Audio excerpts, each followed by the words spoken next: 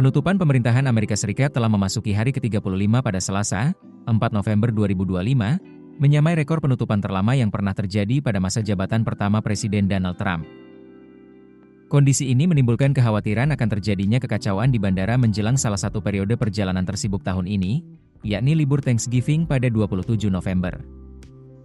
Shutdown Amerika yang dimulai sejak 1 Oktober itu dipicu kegagalan Kongres menyetujui anggaran pendanaan pemerintah, dan hingga saat ini belum ada tanda-tanda kesepakatan di Kongres untuk mengakhiri kebuntuan. Akibatnya, program kesejahteraan publik termasuk bantuan pangan bagi jutaan warga Amerika terhenti. Selain itu, sebanyak 1,4 juta pegawai federal, mulai dari pengatur lalu lintas udara hingga penjaga Taman Nasional diliburkan tanpa bayaran atau bekerja tanpa gaji. Pemerintahan Trump memperingatkan potensi gangguan besar pada sistem penerbangan jika penutupan berlanjut hingga minggu ke-6. Menteri Perhubungan AS Sean Duffy mengatakan, kekurangan staf dapat memperparah antrean bandara dan bahkan memaksa penutupan sebagian wilayah udara.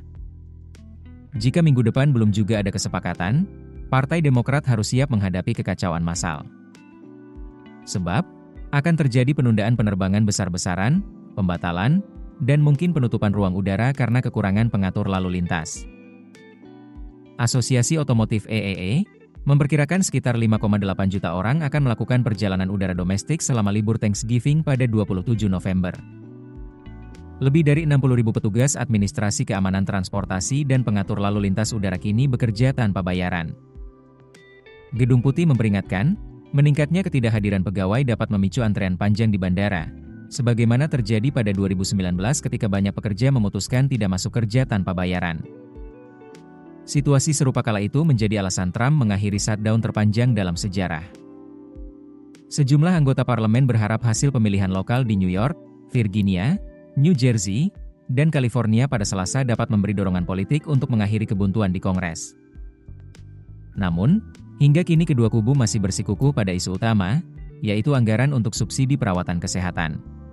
Partai Demokrat menolak membuka kembali pemerintahan sebelum tercapai kesepakatan memperpanjang subsidi asuransi yang membuat layanan kesehatan tetap terjangkau bagi jutaan warga. Sebaliknya, Partai Republik menegaskan pembahasan isu kesehatan hanya bisa dilakukan setelah pemerintahan kembali beroperasi penuh. Meski pimpinan kedua partai belum menunjukkan tanda kompromi, sejumlah anggota Kongres dari kubu moderat mencoba mencari jalan tengah. Sebuah kelompok bipartisan yang terdiri dari 4 anggota DPR meluncurkan kerangka kompromi untuk menurunkan biaya asuransi kesehatan pada Senin, 3 November 2025. Partai Demokrat berharap tekanan publik dari warga yang menghadapi kenaikan premi tahun depan dapat memaksa Partai Republik melunak.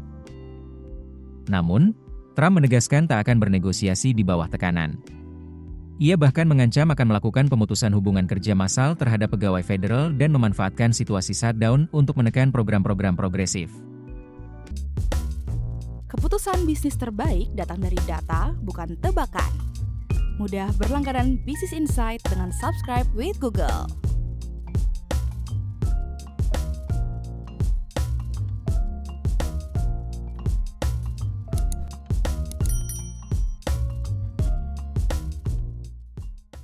Download aplikasi Kontan sekarang di App Store atau Play Store.